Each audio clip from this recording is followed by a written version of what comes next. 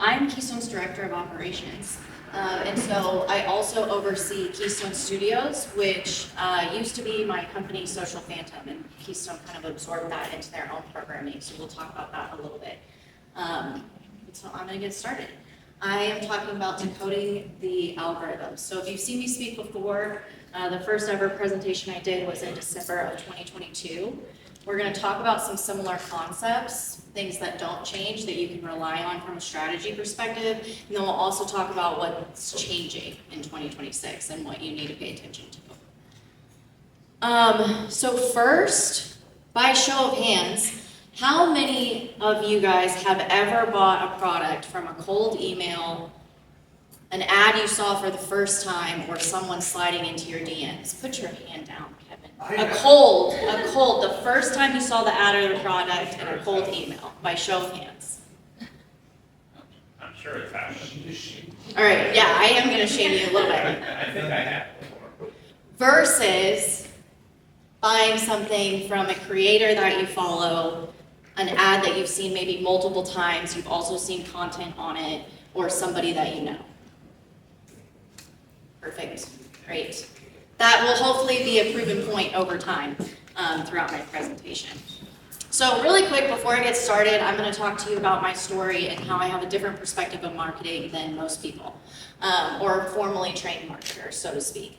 So basically my background is in AI engineering and bioinformatics. My first startup was actually deploying AI algorithms inside manufacturing companies for consumer product goods. So we were looking at a bunch of consumer data, which open source consumer data lives on social media, in order to predict buying patterns to better figure out how much product they should order from their vendors to then have more on-time shipping times during COVID. So eventually, I was our only developer. I got tired of doing that, and so I decided to productize one of our algorithms, and I wanted to do the marketing. So in the first 90 days, I grew our followers to 500,000 followers across TikTok, Instagram, and LinkedIn. And so I was like, okay, there's something here. So I started speaking on it, actually at Keystone Sessions, which generated enough interest in what I do to start my own business.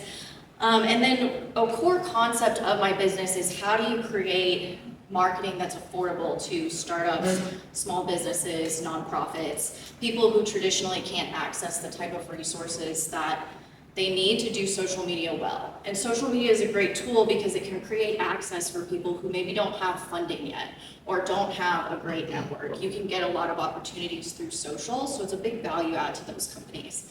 And so ultimately, combining and becoming Keystone Studios was really strategic so that we could better service our clients. We have stronger resources with Keystone Studios, and we have resources that extend outside of just marketing. So how to grow your company, partnerships, things like that. So some of our average stats, our first account was 500,000 followers in 90 days. For the most part, when we run ads for people, we're seeing a 9% click-through rate on average. The normal average is 2 to 5%. To put that in perspective, cost per lead is anywhere between 9 cents and 90 cents, so that's pretty good from an ad perspective. And then usually our account growth rates are anywhere between 50 to over 100,000.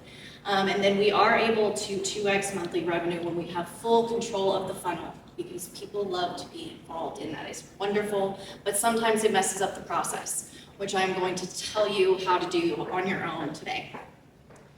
So really quick, here's a per link click-through rate at 9 cents, our click-through rate at 9.51 on Facebook, net follower growth of 500% on TikTok, and then 2,000% growth. That's a new Instagram account, so that's why that's a little bit up there, but overall positive.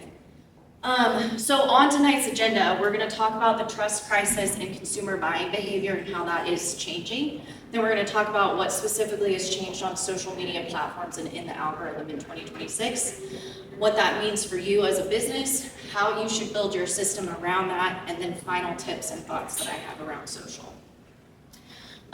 So really quick, basically, trust is at an all-time low in consumers. So what that means is that consumers are spending more and more time evaluating whether or not they can trust you and whether or not they should buy from you.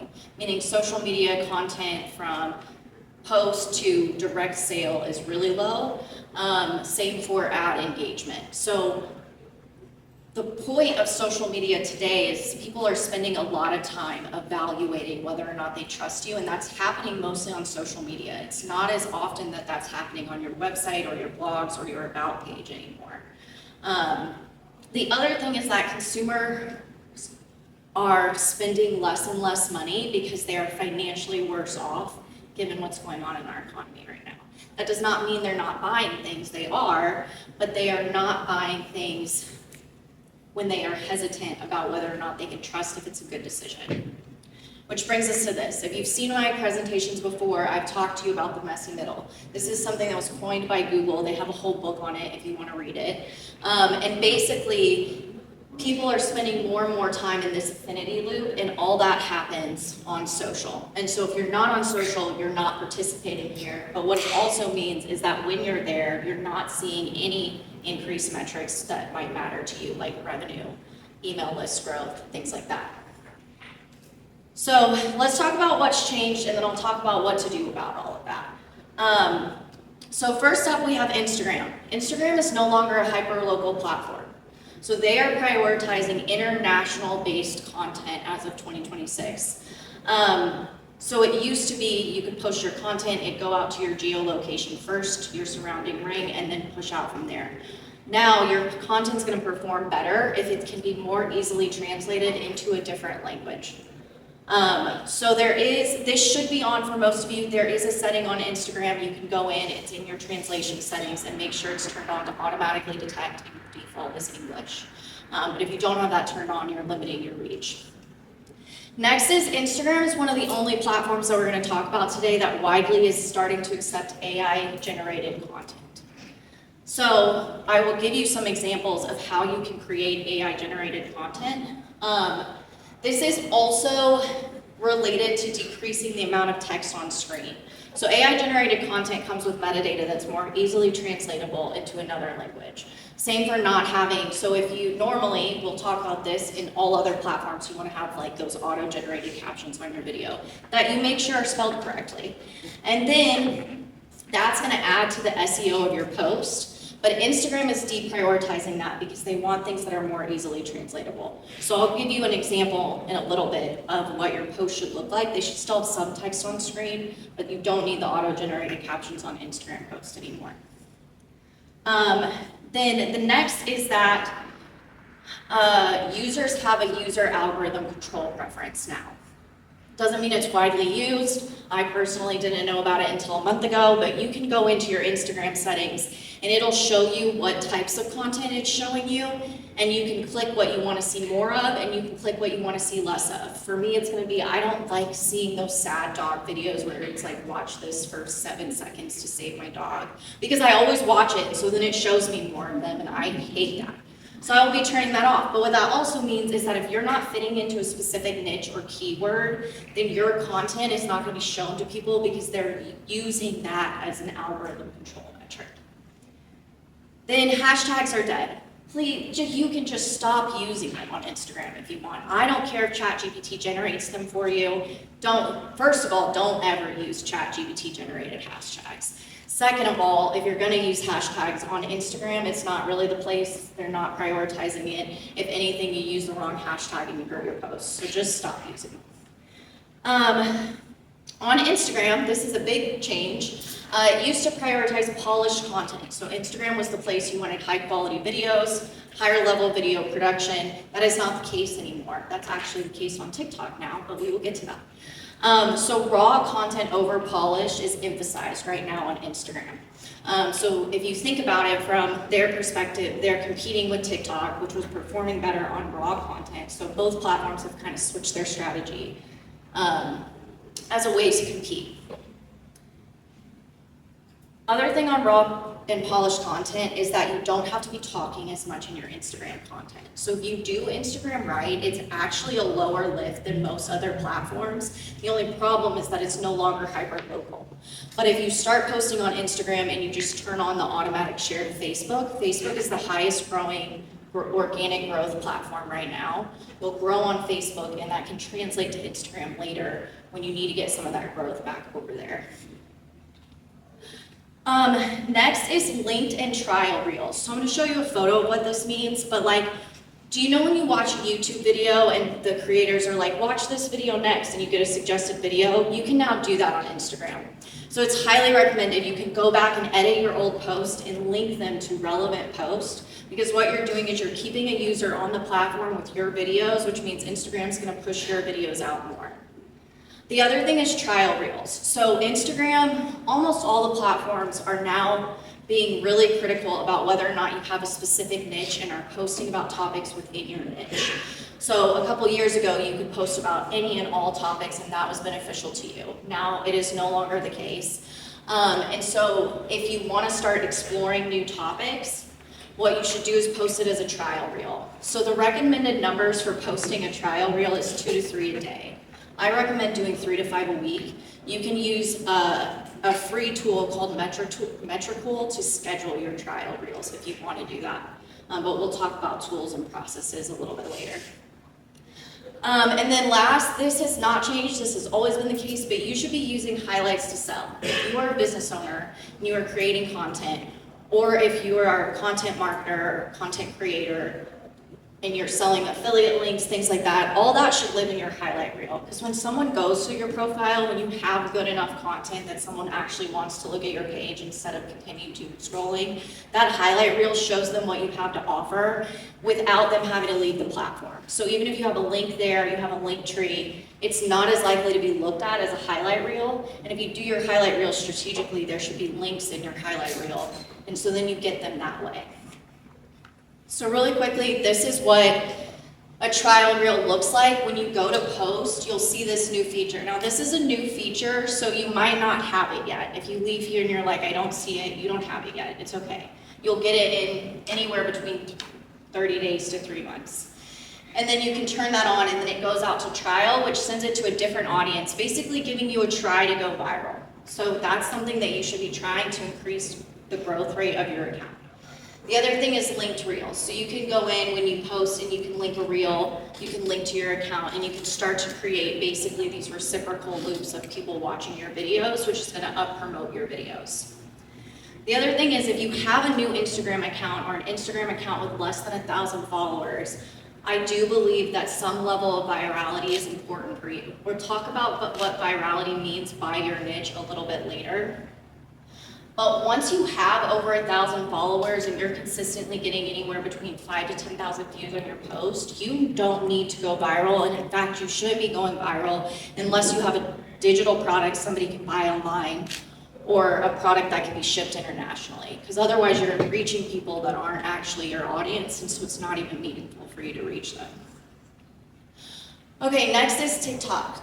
This is a big change, and this one hurts. So it means TikTok is no longer the best platform for viral growth or organic growth, which is follower first distribution. So it used to be, it distributes to the For You page. That's an interest-based algorithm. It's showing to people based on their interest. You have a higher ability to grow your reach and your followers. But right now it's changed, and so it shows to your followers first, and if your followers don't like it, it doesn't get pushed out to anybody else. So how you think about creating your content should be highly based on who follows your current TikTok account. Then carousels with 6 slides. This is a win in my mind because you don't have to create videos. You can use AI generated carousels if you want. I recommend putting them into Canva and then exporting them so they have Canva metadata instead of AI generated metadata. And then it's prioritizing ones that have 6+ slides. So it's easy to make a carousel. You can do it on, I'm going to show you an example post on like which house is most like you, because that encourages engagement. People are going to post on it, say you were a realtor. And then you could just do 6 image slides of that type of content. You could also do thought leadership that you turn into a carousel, which when we get to LinkedIn, carousels and uploading documents as carousels is the best way to grow on LinkedIn right now. So you could use that same format for both platforms. Then searchability is key. So this has kind of always been the case, but it's heavier prioritized because TikTok is technically competing with ChatGPT and Google for search, specifically for Gen Z search. So people will search things on TikTok, so you need to have keyword-rich content, which we'll talk about, but that means text on screen, in your description, in your hashtag. people commenting keywords on your post, things like that. Then for TikTok, the content quality requirement is up. Do you guys remember that viral video of the strawberries with the chocolate sauce? Does anybody see that video? Brad did. Okay, great. It was a really crappy video with terrible lighting, and it got like 32 million views on TikTok. The days of that are over. TikTok wants to see higher quality content. Consistent niche is favored. So we talked about this. It's pretty much the same thing across all the platforms. You can't just be posting about whatever you want anymore. It's back to having a consistent niche. That will change. About a year, it'll change again. But the process I showed you, which is why I mentioned that I've already had it since 2022, accounts for these changes because it's a pattern recognition process. It doesn't rely on you to know all this to be able to use it, because if you use it correctly, this knowledge is embedded in that process. Authentic audio wins on TikTok. So basically what that means is it doesn't mean that you can't use other people's audio, but when you go to the audio, you want it to have been created by a real person. You don't want it to be a trending like piece of music. You want it to be like a sound that somebody allowed others to use. Or your own audio is fine as well. And then I'm sorry about this formatting thing, but playlists are also a strategy. So playlists on your TikTok account, think of it similar to linking a reel or a YouTube suggested video. They're a loop that people can go to. When they see your post in the feed, they see it's tied to a playlist. If they want more of that content, they can click there. The other thing is having keywords in your playlist or as your playlist names adds to the searchability of your overall account. So it's a good hack to just add playlists and organize your content so that people can like basically doom scroll through your content, which up promotes your account. Okay, YouTube. So shorts are required to grow now on YouTube. This did not used to be the case. You could pick shorts, you could pick long form, but now YouTube prefers a mix of content. So that's everything from doing YouTube lives, doing community posts, and doing short form content. If you search content on YouTube right now, shorts are served either at the top, depending on your algorithm, or right under the first like top 3 long form videos. So you need to be creating shorts, which is not terrible. If you're trying to grow your YouTube account and it's your top priority account, you can take your shorts, you can put them on the other platforms, and you can focus on YouTube. Because if you think about audiences, right? An audience that's doom scrolling on TikTok or Instagram is not necessarily in the mindset to buy, versus someone might be, the search intent is different on YouTube. They're trying to figure out something specific. They didn't just happen across your post. So they're a higher value audience to be watching your video anyway. So if you prioritize that, put your shorts on the other platform, you'll be good to go there. You want to make sure your shorts are searchable topics.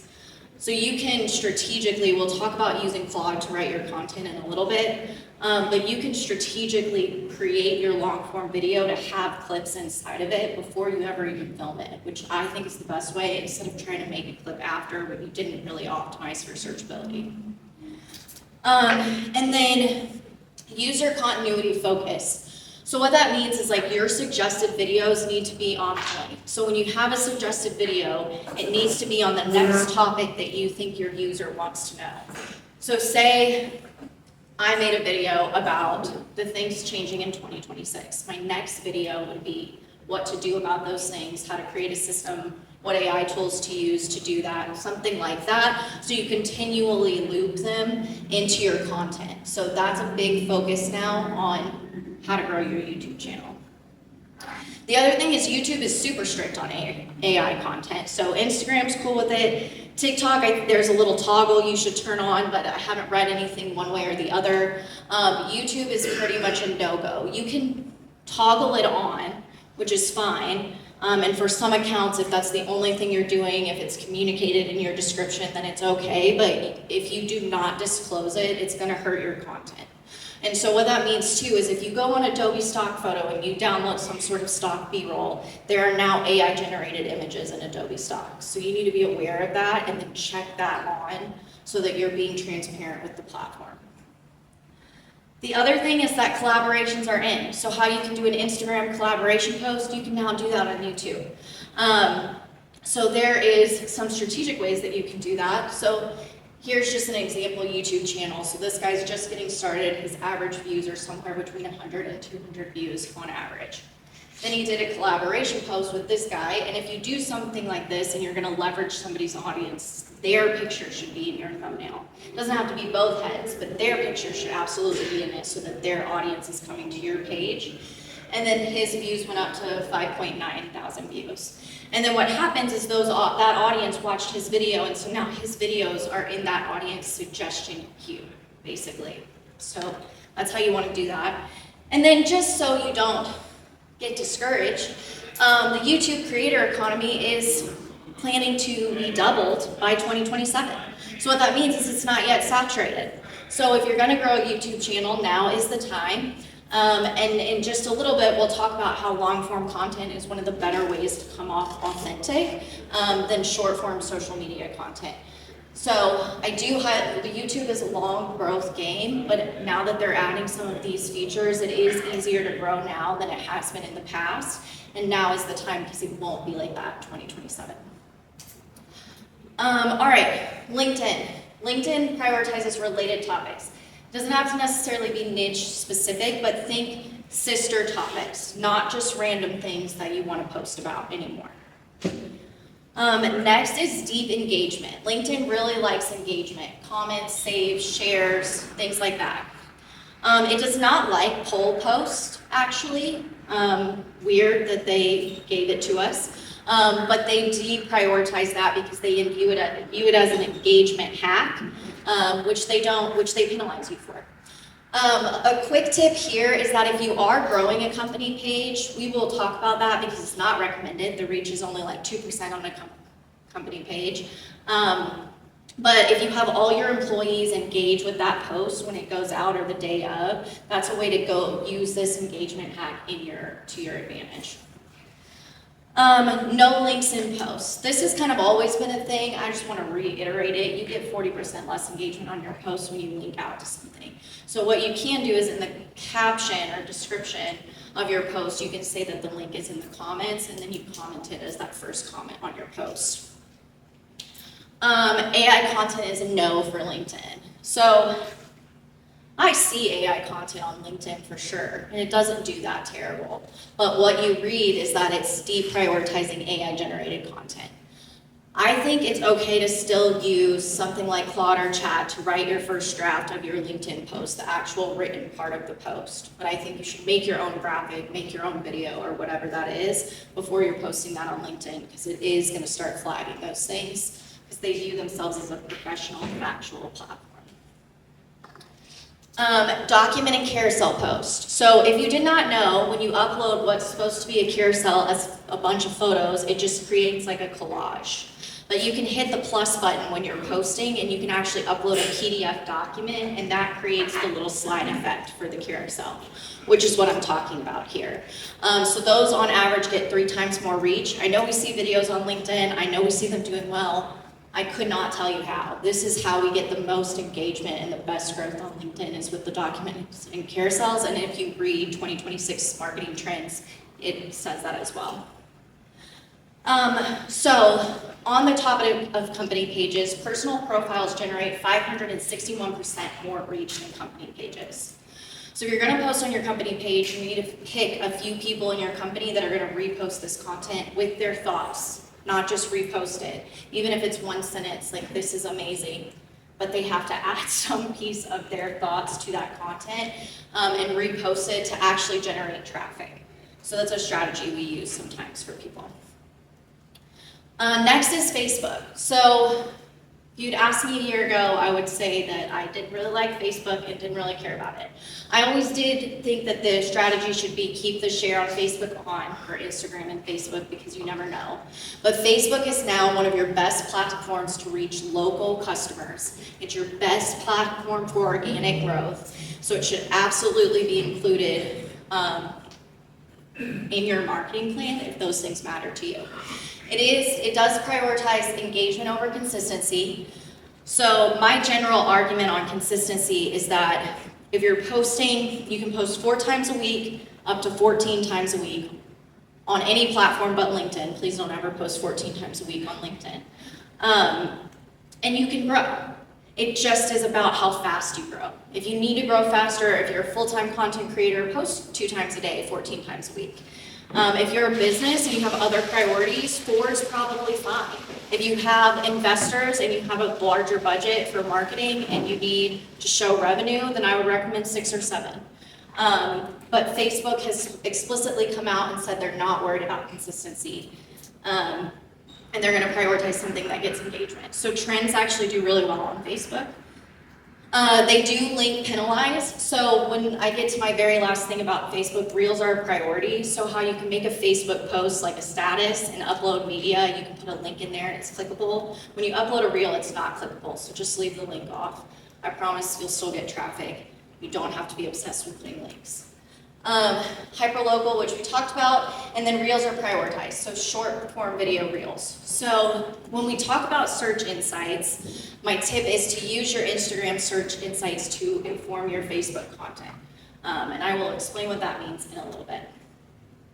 So across all platforms, word-based hooks are dead. So it used to be like you would go on a line and you could download all these, like this huge PDF of different hooks you could use in your video. None of that matters anymore. You should really be focusing, except for negative hooks, but I'm not a big fan of negative marketing, so I'll give it to you if you want to use it. But what you should be focusing on as a well-intended human being is visual hooks. So those are things like walking into the frame, adjusting the photo. If you see those videos of the girls putting on their lip gloss, that's a visual hook. And that will change because people will start to learn what a visual hook is over the next year, and then how you're hooked into a video will change by 2027. Next is creating loopable content. So if you've ever seen those videos where it kind of feels like it starts directly in the middle of the sentence, but then when you get to the very end, that sentence is completed by the start of the video, that's a loopable video. So basically what you've done by editing your video that way is you've gotten more than 100% watch time, which is something that matters in order to increase the views and reach of your video. So there's a bigger priority on loopable content across all platforms. Answer engine optimization. So I'll get into some tips on that, but you want to be creating content that's discoverable by AI search engines. Because more and more often we'll talk about zero-click marketing, which is where users can get exactly what they need without leaving the platform that they're on. So that's starting to happen in ChatGPT. You get business recommendations, product recommendations right inside of chat when you're asking about something with a buying intent. So that is super important. And so what that is just think about questions that your audience is going to be asking. And there's 2 types of search intents, informational and commercial or transactional. So is it like they're ready to buy and they're searching what's the best product? Is it that they need information that you might have? And so you can use tools like Answer the Public to search a specific question or phrase, and it'll give you questions that people are asking and the search volume around that. The other thing is free guides are dead. This does make me very sad. So I will show you the most ideal funnel in a couple of slides. What happens is you create content. Really, you should be getting some sort of opt-in so you get people's email, and then you're selling to them through email. Email converts now in 2026, I think 768% more. I have the exact stat on the slide in a second, than social media does. So what that means is that you need to be moving your followers into some sort of email opt-in list to then actually get them to buy something large from you, like your product or service, for the most part.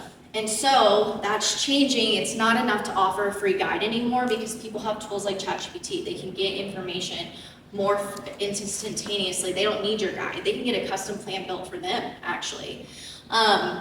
So what more people are doing is that they are vibe coding app solutions.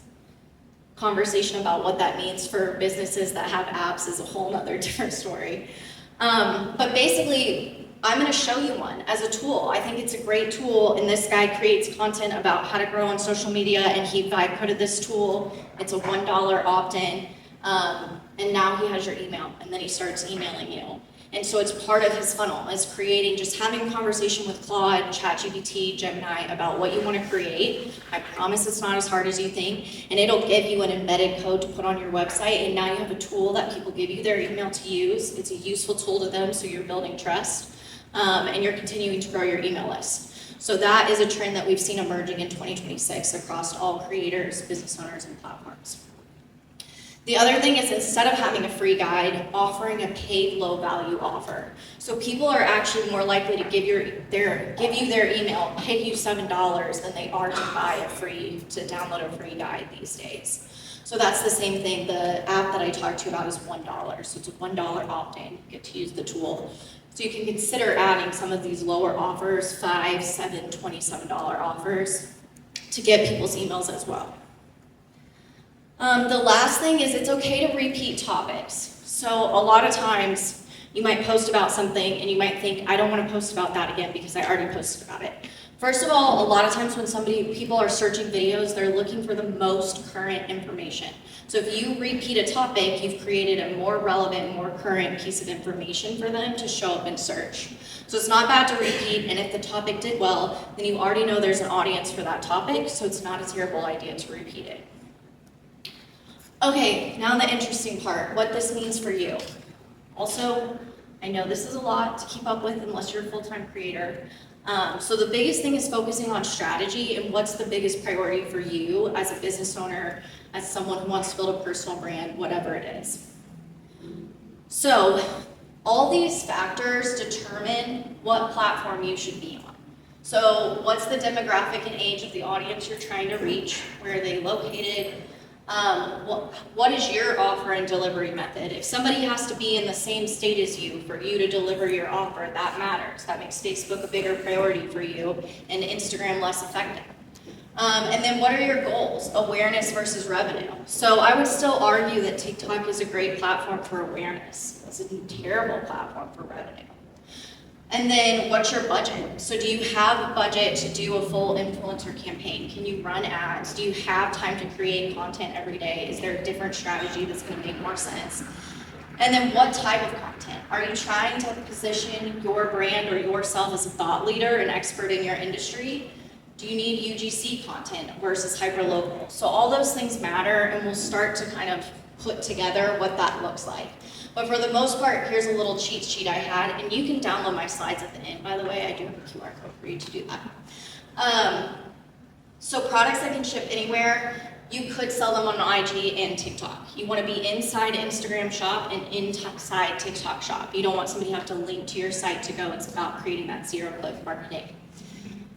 So there is, if you're using social media to sell, there's going to be a push for having something that people can buy digitally, having that full digital funnel for them to get their product.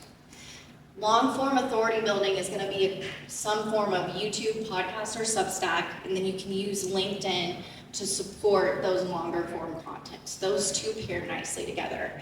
And then if you're focused on really local businesses, your best bet is like Facebook, Google, and actually Apple Maps, making sure you have an Apple business profile that's set up correctly and that doesn't have the wrong phone number for your org in it. Just seeing if Kevin's listening. The other thing is, do not use a business account on Instagram or TikTok unless you are running ads. If you think about the model for social media businesses, social media gets to add value to businesses based on how many users and views they have watching their content. The people that keep users watching their content generating views that businesses then pay for are creators. And then businesses are supposed to pay for those views in the model. So if you tag yourself as a business and you're spending $0 on the platform has zero reason to incentivize you. So unless you're running ads, you want a creator account. If you're gonna run ads, then you can have a business account. You can still post, which is a strategy I'll talk about in a second. But having a business account limits what audio you can use, it limits your reach, it limits what you can post about. It just doesn't make any sense unless you're running ads. Okay, so this is 2026 is about playing the long game. It still takes 20 to 50 touch points for a cold prospect to trust you at all. So if you think about it, you're creating content, which is its own funnel. That's its own like 7-step funnel that I'll show you in a second. Then you're gonna get them into a lead magnet. That might be a free opt-in, that free tool that you're gonna create after this, or a low value offer, or depending on how your funnel's set up, how much trust you have to earn. Then you're gonna have an email nurture sequence. Usually 3 emails is enough. value add emails, by the way, not just promotional, then a low value trust offer, and then a full value purchase. So that's what you're looking at if you're thinking about doing social media and marketing well. So a lot of people, because of AI, are like, let's speed up, let's optimize, let's AI generate. But to do well on social in 2026, you actually need to slow down. You need to focus on quality, authenticity, and how you're going to build trust with your audience. The other thing is that in 2026, authenticity wins. So this was a big thing for 2025, and it's only gotten bigger with the emergence of AI content, the fact that more people are financially worse off than they used to be. And so personal branding, this is an article by Forbes if you want to look it up, is going to be a real thing. It's going to be important. People want to relate to you. They want to trust you. And by the way, you are the only thing that can compete against an AI because you have a point of view. You have a relatable experience, a perspective. And information these days is becoming more and more accessible. So that's why personal brands are going to win in 2026. And scrappy is better than perfect. So perfect is forgettable. My slides are actually a great example of this because they're not Keystone branded. And I get on the team for not having Keystone branded slides. And then I decided that it would be better for you guys to have all the information I wanted to share with you than to have a perfectly branded slide deck. So those are the things you have to think about. And I will be more lenient on the rest of the team from here on out. But those are the things you have to think about. Just make the post. Don't worry about making something super perfect because at the end of the day, no matter how much you paid someone to edit your video, it has almost zero effect on whether or not your video got views. Okay, next this is just a couple more examples about why it's so important that your brand is you. Outbound engagement is a strategy, and I think here's the only place that I talk about it. But long-form content wins on the personal branding side, and outbound engagement wins. You can grow your account, by the way, without posting a single piece of content. You can have like 3 posts up that talk about who you are, what you do, what you offer, and only do outbound engagement, and you can grow your social media account. So outbound engagement is super important. Engage with people that already have the audience that you want. Add a clear perspective, and you could end up getting, your comment could get 25,000 views if you commented on the right video with the right audience. Just so we're all on the same page, social media is a value-add platform. If you want to have a CTA to buy your product or service in every video, you need to just run ads. You need to run ads or do influencer marketing. Just give up on your own social media channel. Same, though, if revenue is the most important for you. If you really, really need upfront revenue, social media is not the platform for you, and you should actually run a low-level ad. And I'll talk about what that should look like. So, just to summarize, we talked about information is not enough. You need to deliver some form of transformation for them. And by the way, posting a relatable reel that makes somebody laugh or makes somebody feel like they're not alone is a transformation. It's an emotional state transformation. Just put that in perspective. Creator economy, there's still time for you to grow on YouTube if you want to. Zero-click marketing, so that's about creating your digital funnel in a platform-specific way inside the platform so that people can opt in, get your offer, interact with you without ever leaving the platform. So ManyChats is a $5 software that you can use to send automated DMs on Facebook and Instagram. If you do want to sell things there, I do recommend using that because the other thing is you can create a comment for the links, right? And you can use a keyword, and so then people are commenting the keyword to your post, which is adding SEO to and searchability to your post. And then user-generated content. We'll talk about this in your email marketing, but basically, once you start email marketing and you have customers, you can start incentivizing them to make content for you, to leave you a Google review, which helps you with AEO, or to create a user-generated video. Those convert at 102% higher than your content of you talking about your product or service. Okay, so AEO, really quick. So ChatGPT hit 1 billion searches in April of 2025. If you are posting blogs, you want to be posting best of things in your niche and put your software on there because that's what ChatGPT is looking at when somebody asks for best marketing company in Kansas City. The other thing is you want to do competitor comparison blogs. So Keystone Studios versus Crux, I think, is one. And you could compare, like, what's the difference? What do you get? How does it work? Which also could be helpful for you, because if you have a potential client that reads it and they're like, oh, this doesn't fit, then great, it saved you both time and money. The other thing is every relative directory and review site. So that's Apple Maps, Google Businesses, Yelp. You want to have your profile set up. Don't let it be set up by somebody else who left you a crappy review. And then 5-star reviews help with AI-generated content. So that's creating that email sequence that incentivizes people to leave you a review. If you have a brick and mortar store, that's putting up a nicely branded little sign that asks people to leave a review. Maybe you give them 5% off their next purchase. All right, building a system that actually works. So here is the content funnel that supersedes the other funnel that I showed you. So this is an ideal content funnel, and that doesn't mean you have to do this, it just means this is how these things work, and when you see it working for other people and you wonder why it's not working for you, these are some of the reasons. Because most people honestly don't have the time to do this. So you have TikTok for quicker growth, TikTok or Facebook, and then what you want to do is get those people to Instagram, because Instagram is the best social media platform to sell outside of YouTube, because you can use DM sales. So in TikTok, please resist the urge to put a link in your bio. Only link your Instagram account. You can add the account and it links right to it and people can follow it. That's the only one you should ever have on TikTok. Then you get them to Instagram, then through your highlight content, you get them to your email list. And then this should really be in cadence with the email list. You're running an ad. So right now, the most effective thing we found for increasing revenue is to actually run a meta ad on Instagram and Facebook, and then to post 2 to 3 pieces of supporting content on the platform. So you're getting growth, that followers you can retarget, you can post content to later, you're getting opt-ins, and then you're selling through a 3 email cadence that actually sells them in to buy your product or service, which is your full value purchase. So the other thing to think about, so this is a short form content funnel. The other thing though is that YouTube, podcast, and Substack is becoming increasingly important to build off its authenticity and trust. So if I were somebody with limited time and resources, I would focus on these things, and I would use LinkedIn to promote my personal brand in these things. And then side of these things, you can have product links, product call-outs, links in your description. And so it's a better, more simplified funnel to get somebody to an email list and then convert them. And these things have less posting frequency. So you post 1 long form a week, you post 1 long form a month, it just depends.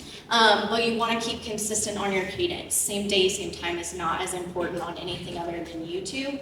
But that's what that's going to look like moving into 2026.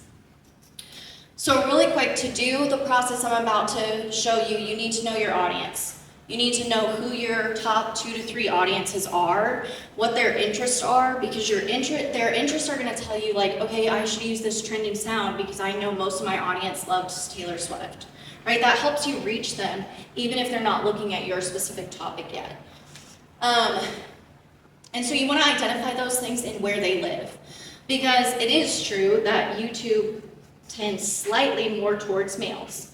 That might change, but so if you have, say, a motorcycle company, which also tends more towards males riding motorcycles, you might want to post more on YouTube than you would post on Instagram or TikTok, where you see all the get ready with me content. So those are the types of things you would think about when you create your audiences. And then if you cross over those 3 topics or what those audiences are interested in, then you get multiple reach for your post. So this is the slide. I left it formatted differently on purpose from my original presentation that I did. The strategy is still the same. Topic is still 90% of whether or not your post does well. And we'll talk about in just a second how to pick your topic. Then it's your hook, focus on visual hooks as of now. Then it's what I call viral modeling. This is the same as thinking about the Instagram trial reel. You're trying new content that's somewhat related to your niche that you basically modeled from someone else's content that you knew performed well. And then watch and watch time. So your hook is about getting people through the first 3 seconds of your video. The rest of your video being good, the looping content is about increasing your watch time, which increases how many people see your video. And then this is a little keyword sign. So you have to have your keywords in the start of your video, in your title, in your text, in your captions, in your hashtags only on TikTok, not on Instagram. And so all of that is sorting your video and then having a call to action. Call to actions were out, they are back in. And that does not mean call to action to buy my product or service. It means call to action to save, share, comment, follow. Algorithm hacks are on there to show you that they are the least important thing ever when you think about what to do and post your content. It doesn't matter what time you post your content. It doesn't matter what days you post your content on. It doesn't matter if you use a algorithm hack hashtag or 3 hashtags instead of 5. None of that matters. It's very last priority as to whether or not your videos are doing well. Okay, so viral modeling. So basically what you start doing is once you know your audience, you're going to create a keywords list. Then I would just recommend still using TikTok. It's still one of the best search platforms to do this formula. You search your keywords on TikTok. And what you're going to do is you filter by like count and the last 30 days. So you're getting people who are actively creating content. And then you're looking for creators that have between 10,000 followers and 100,000 followers. I'm running out of time, so I'm not going to explain why that's the math, but I promise I have thought about it very deeply. So you basically take that list and you create your creator list, which I'm going to show you what to do with that now because the rest of the steps used to be manual, but there is a tool that you can use to do them automatically. So you get your creator list. That might also be termed competitor lists, but they're really not your competitors. They're who is teaching you because they know how to use the algorithm better than you because they've had a viral video in the last 30 days and they have consistently high views on their videos and they have under 100,000 followers. That's important because that tells you the algorithm is pushing out their content, not just because of their followers. So then what you're going to do, I'll come back to that if I have time, is put that into Content Buddy AI. So once you have your creator list, you can go to competitor tracker. You can do this for TikTok or Instagram. You can add your competitors in, and it'll track what followers they have. And then what you're going to look at is breakout posts. So if you were doing this manually, you'd have your creator list, and I would recommend that every 2 weeks you click on the link on that list and you look at the content that got over the number of views, more views than they had followers. So if they had 70,000 followers, you want to pick a video that has over 70,000 views, and that's your topic to post on for the week. So that's the manual process. This does it for you. It tells you what posts broke out of their normal view habits, and those are the topics you should be picking up on. Basically, these are just hacks of showing you what topics are trending on the platform in your specific niche. The other thing is on YouTube, you can do this right in the YouTube platform. So you can go into your channel analytics, you can go to trends, you can search what you think you want to post a video about, and it'll tell you if it has very high interest or not. Versus over here, there's 0 search results and there's not even a rating for whether or not it has interest. Don't post a video about that. If you don't have proof that that topic has an audience, please don't assume you're going to create it. Unless you have 1 million followers already, then you can be creating your own content topics and see how that goes. But these are super important because topic is 90% of whether or not your stuff gets seen. The next thing is once you start posting videos on YouTube, you can look at popular with different audiences, new audience, casual audience, and regular viewers, so you know how engaged that audience is. And you can also look at what your audience watches. And these should all be things that you create YouTube videos on from your own perspective if you're growing your YouTube channel. So really quick, let's go back here for 1 second. This is an example of a good Instagram post. So it has a visual. First of all, she's showing the difference between total calories of lettuce versus, I think that's pumpkin seeds. And then in the description, she talks about exactly what she's doing, and then she talks about it in the video. So this video doesn't have auto-generated captions, but it has text on screen that's easier to translate. She talks about it in her video, and then she tells you in the caption what she's doing. Yes, she has hashtags, that's okay, but I promise they're irrelevant for your post. And then the other thing is her username is Healthy Emmy. So she has a keyword in her username. You actually want to do that. You don't want to have just your name, just your company name, unless your company has a super high search intent on it. You want to have something related to your niche and what you offer. So then, these are trending posts on Instagram right now, high engagement posts. So basically this is which house style are you, it shows like 8 different house styles. And then people comment which ones they are, because I don't get it, I don't usually comment on posts, but some people can't help it. And so that's a comment engagement rich post, which will help you perform. So say you sell fishing gear, you can go in and you can create an AI loop video in Content Buddy that matches that exactly. So you go to the AI loop builder, you enter your niche or topic, so this one would be what fish do you want to catch, and then you choose your hook, it gives you a couple to choose from, then you create your images, so you can edit your options before you generate, and then it's going to generate this piece of content for you. Then all you have to do is pick the audio, add a little bit of text in the Instagram editor, and you're good to go with an Instagram post that's going to have high reach and high engagement. Okay, tools to use, because we've talked about them. I'm a big fan of using Claude for writing content strategy and research. ChatGPT, you can do the exact same thing I just showed you in ChatGPT. You can put a link of the Instagram video in, and you can get these images spit out. You will have to edit them together yourself, but for the most part, it's also a free tool. The other one is only $1. So we've talked about Content Buddy. Hey Orca, I used to say you cannot use a scheduler. Hey Orca is a scheduler that I do 100% approve because you can schedule to creator accounts. In the past, schedulers, you had to have a business account in order to schedule content, which is why I said you can't use one. But now with Hey Orca, it is a little bit expensive, but I think the value is worth it. You just batch create your content, you schedule it out for 2 weeks. And then that works pretty well. Metricool, you can also post to creator accounts, at least for Instagram, and you can pre-post trial reels. So it is a scheduler I recommend specifically for Instagram, and it does have competitor tracking similar to the Content Buddy that I showed you, so it's kind of an all-in-one for what you want to do if Instagram's your primary focus. And then you always need to have an email platform. It doesn't matter which one you have, but email is super important for actually generating revenue for your business. You can't leave it out. But how do you grow your email list? And the biggest and best way to do that is with social media. Okay, so I think we've talked about most of this. Links in your comments on LinkedIn, automated DMs on Instagram, TikTok, and Facebook. You want a 3-cadence email automation sequence for whatever you're trying to sell or whatever they opted into. You can increase the amount of content and trust that you have by getting user-generated content and reviews. I recommend incentivizing your existing customers to do that. If you want to pay for user-generated content, you're going to have a much bigger budget, and you might as well just do all the other stuff.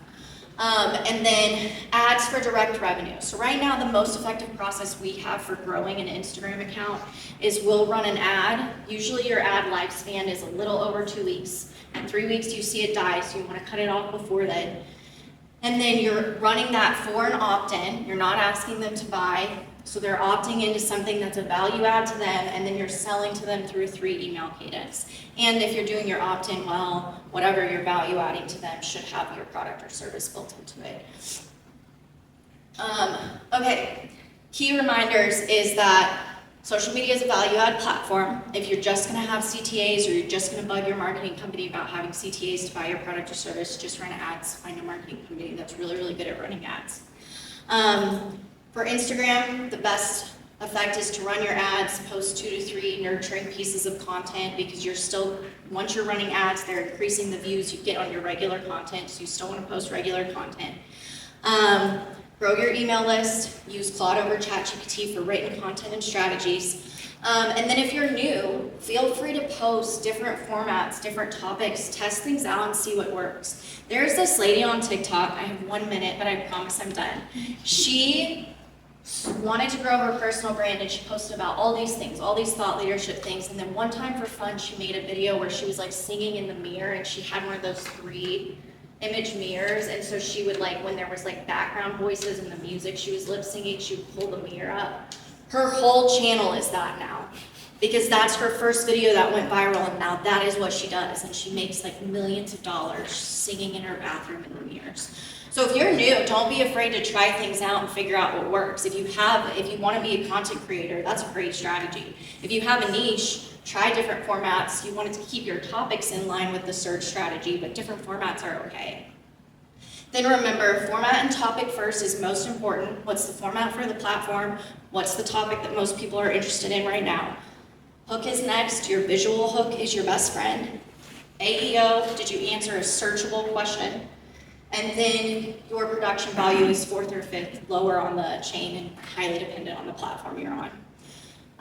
Comment keywords, ask people to share. 1 share is equivalent to 7 more views.